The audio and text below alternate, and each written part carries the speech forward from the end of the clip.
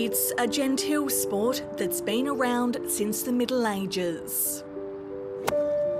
But there's been a modern makeover. Welcome back to Adelaide. Can you just feel the hype? Look at that, ever the showman. LIV Golf has become hugely popular because of its party atmosphere. This year, the Adelaide leg of the tournament delivered the state an $81 million economic boost. There it is!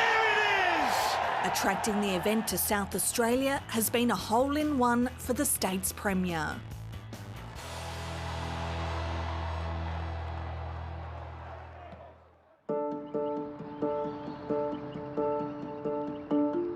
Now Peter Malinauskas has plans to shift the party from its inaugural home at a suburban Adelaide golf course to this one in the city's parklands. Problem is, the way he's gone about it has landed him in the rough. The government's legislated to take control of the city golf course, blindsiding its custodian for the past 100 years, the Adelaide City Council. I'm supportive of LIV Golf, but the way the Premier has gone about this is quite arrogant, and I think it indicates the hubris this government has. Are you an arrogant government? Of course not, of course not. These people who make these criticisms want to snow dome Adelaide, and they want to keep it for a very, very privileged few. And they want to keep it nice and quiet, and we'll all be bored out of our mind if we go to their agenda. The government announced its golf course takeover while the City Council's Lord Mayor Jane Lomax-Smith was overseas on business. She sat down with 7:30 upon her return to Adelaide. We've probably invested many hundreds of millions of dollars over the last 100 years.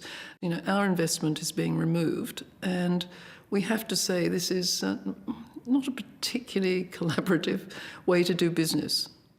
Was the timing of the announcement a bit underhanded, considering she was overseas? No, because it was just driven by practical realities. You know, that is what drives this government. We are outcome orientated. The Lord Mayor had endorsed the plan to move LIV Golf to the city before the state government last week passed the new laws taking ownership of the course. The planning minister says the move was necessary, so there are no delays to the redevelopment, and the course is ready to host the 2028 tournament. I think some of the critics are focused on the process rather than the outcomes. Isn't the process important?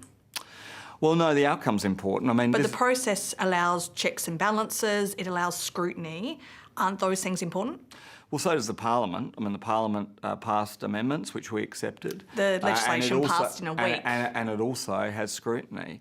Well, it passed both houses of Parliament, but there was a week in between. We haven't in any way obstructed, we haven't produced red tape, we haven't found barriers. In fact, it's a complete carte blanche. Colourful crossbench MP Frank Pangallo says the City Council was shafted by the sports-loving government. Oh! A hole-in-one. We've got a good times premier here, you know, and in reality, he's really all about football, meat pies, golf balls and supercars. And that keeps the plebs happy. It's bread and circuses. I mean, some of the stuff that this government has done would make David Copperfield envious. The redevelopment will cost at least $45 million, with LIV Golf board member Greg Norman to design a new world-class course without it going to tender. How much will Greg Norman be paid to design the course? Well, that's a matter of a contract between Department of Premier Cabinet and Greg Norman Golf course design. So will that figure be made public? Well, I think ultimately all of these figures tend to come out as part of projects, but as to when it will be disclosed, I'm not sure. Frank Pangallo believes the government should be paying more attention to core issues, like the state's hospitals. Rapping is actually rampant in South Australia. There are people that can't get into our hospital system. So we're taking a golf course and it's becoming an even better golf course. They're the ones making this an issue of controversy, and then they say, oh, well, you should get back to basics. We do want to get back to basics. Let's have a debate about ramping. Let's have a debate about housing. And we're quite confident that we've taken the action necessary.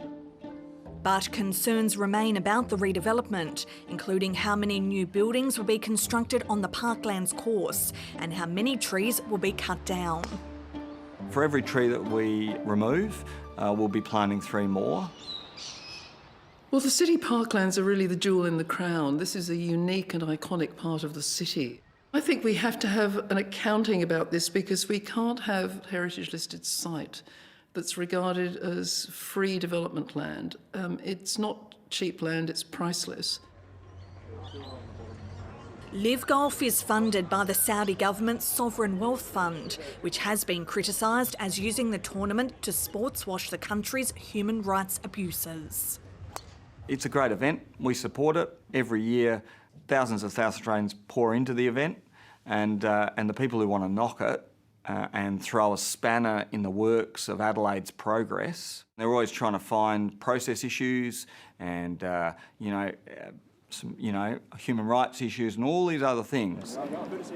Despite the controversy, Peter Malinauskas and Labor remain as popular as ever and are expected to easily win next year's election. The weather forecast, he's looking pretty bloody good.